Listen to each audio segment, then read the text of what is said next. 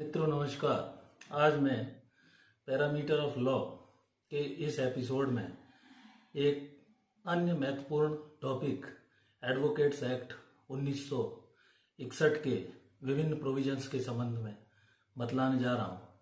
दोस्तों, अधिवक्ता कौन होता है, उसके क्या अधिकार हैं, क्या कर्तव्य हैं, इन सारे बिंदुओं पर मैं प्रकाश डालूंगा।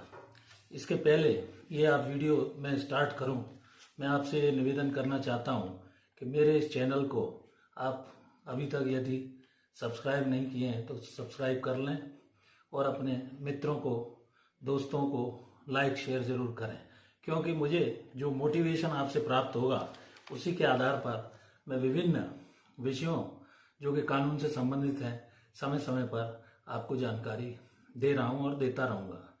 अधिवक्ता अधिनियम 1961 में अधिवक्ता को परिभाषित किया गया है।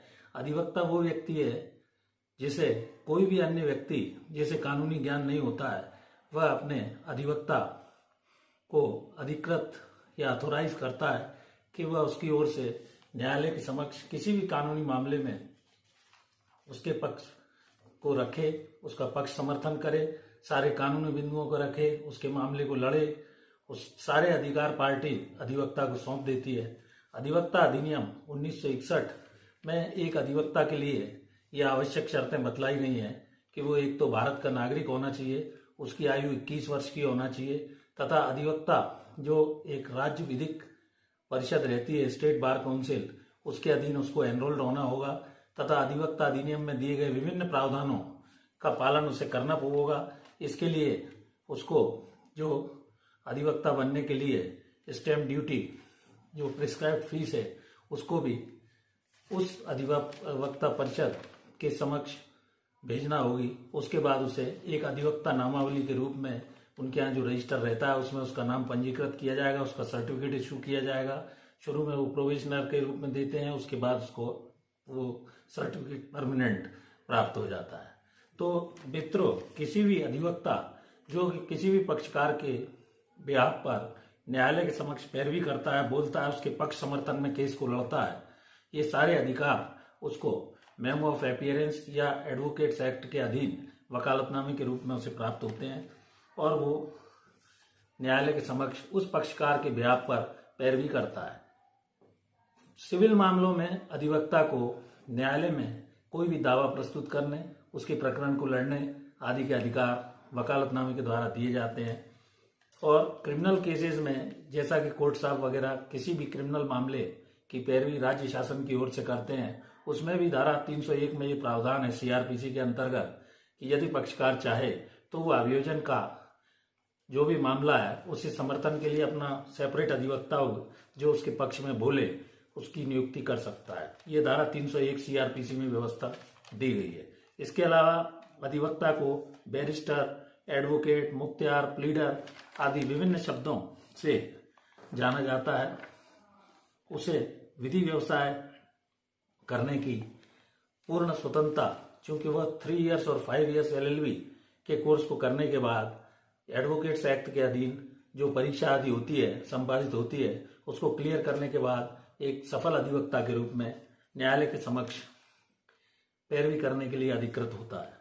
मस्तिष्क से वो मेंटली प्रिपेयर होता है, सभी बातें तर्कपूर्ण तरीके से रखता है, उसको ईमानदार होना चाहिए, उसे किसी भी सिविल और criminal cases, revenue cases, labour cases, arbitration के केसेस, कंज्यूमर फोरम आदि के मामलों में पैरवी करने की स्वतंत्रता रहती है। केस में सच्चाई को वो रख सकता है और रखना चाहिए। अधिवक्ता की नामावली में उसका जुड़ना आवश्यक है, एनरोलमेंट उसका आने के बाद ही वो पैरवी करेगा। इस प्रकार एक सही अधिवक्ता के लिए कोर्ट रूम में उसको पैरवी के लिए बैठने का एक स्थान दिया जाता है। उसका व्यवहार संतुलित रहना चाहिए। कोर्ट रूम में वो उचित स्थान मिलने के बाद समय समय पर न्यायालय के समक्ष जो भी पक्षकारों ने उसे अपने मामले दिए हैं उनमें पैरवी करने का अधिकार रहता है। किसी भी आदेश, निर्णय की प्रतिलिपि व जो फ्री ऑफ कॉस्ट है उसे फ्री में न्यायालय द्वारा प्रदाय कराई जाएगी पक्षकार के बिहाफ पर। और यदि उस कोई भी जजमेंट या निर्णय या ऑर्डर की कॉपी उसकी प्रति प्राप्त करने में नकल मांगने के लिए कोई फीस आदि प्रिस्क्राइब है तो वो उसके आधार पर नकल सेक्शन में उसके बिहाफ पर नकल या प्राप्त करने के लिए आवेदन भी लगा सकता है। अधिवक्ता का ओथ कमिश्नर के रूप में नियुक्त किया जा सकता है, उसे नोटरी बनाया जा सकता है, वाद को सही ढंग से रखकर उसमें न्याय प्राप्त करने का उसको अदालत में अधिकार है, और वो नामावली जो अधिवक्ता की उसमें जुड़ा होना उसका आवश्यक है।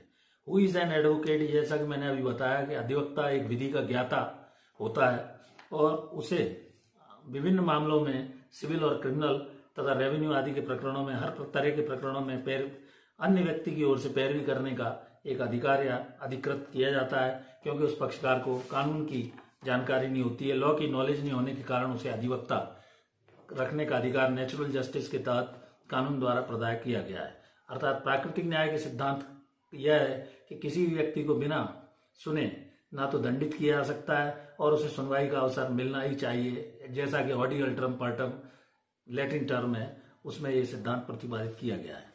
अब मैं आपको बतलाता हूं कि एक सफल अधिवक्ता बनने के लिए उसमें कौन कौन से गुण का होना आवश्यक है। अधिवक्ता को ईमानदारी होना चाहिए, साहसी होना चाहिए, सरल सौम्य स्वभाव का होना चाहिए, पॉजिटिव थिंकिंग रखना चाहिए, अभिव्यक्ति की एक कला उसके अंदर होना चाहिए जो अपने मामले को अपनी भाषा के बल से, विधि के ज्ञान के बल से वो न्यायालय को प्रभावित करे और सही ढंग से तथ्यों को रखे। अनावश्यक वो किसी भी पक्षकार से शुल्क नहीं लेगा, पक्षकार की ओर से उसे पैरवी के सारे अधिकार प्राप्त रहते हैं। कोई भी राशि या जो उसकी तय हुई है फीस आदि लेने के बाद फाइल यदि पक्षकार उससे मांगता है तो उसको दे देगा। न्यायालय की गरिमा को पूर्ण रूप से बनाए रखेगा।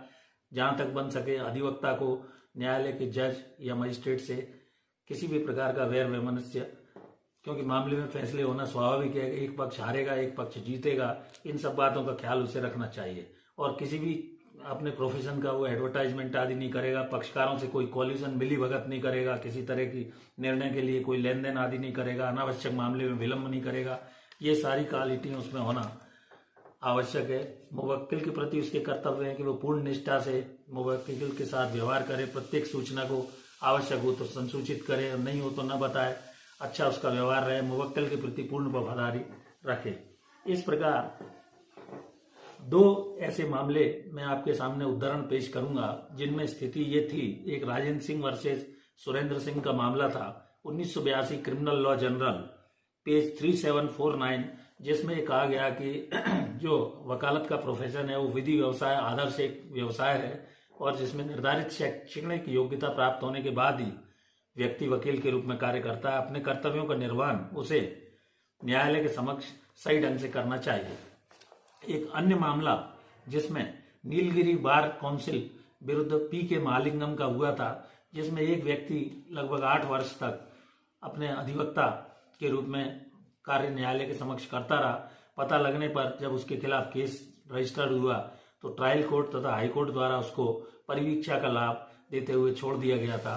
लेकिन माननीय सर्वोच्च न्यायालय ने यह कहा कि 6 महीने की उसको कम से कम सजा और 5,000 रुपये अर्थदंड और फाइन अदा न करने पर 3 माह का कारावास उस वकालत के व्यवसायी को दिया गया। और ये कहा गया कि वकालत का जो व्यवसाय है वो आदर्श पवित्र व्यवसाय है। यदि कोई व्यक्ति इस तरह के प्रोफेशन में इस तरह का आघात पहुंचाता है और ऐसा कोई कार्य करता है तो उसे किसी भी प्रकार से बख्शा नहीं जाना चाहिए। इस प्रकार मैंने सामान्य भाषा में अधिवक्ता अधिनियम 1961 में अधिवक्ता कौन होता है, अधिवक्ता के क्या अधिकार और कर्तव्य हैं, उसे किस प्रकार न्यायालय के समक्ष ड्यूटी देनी चाहिए, इन सब बातों पर प्रकाश डाला। आशा करता हूं कि मेरा यह वीडियो आपको अच्छा लगा होगा। Please like, share and subscribe this video. Thank you for watching this video. नमस्कार।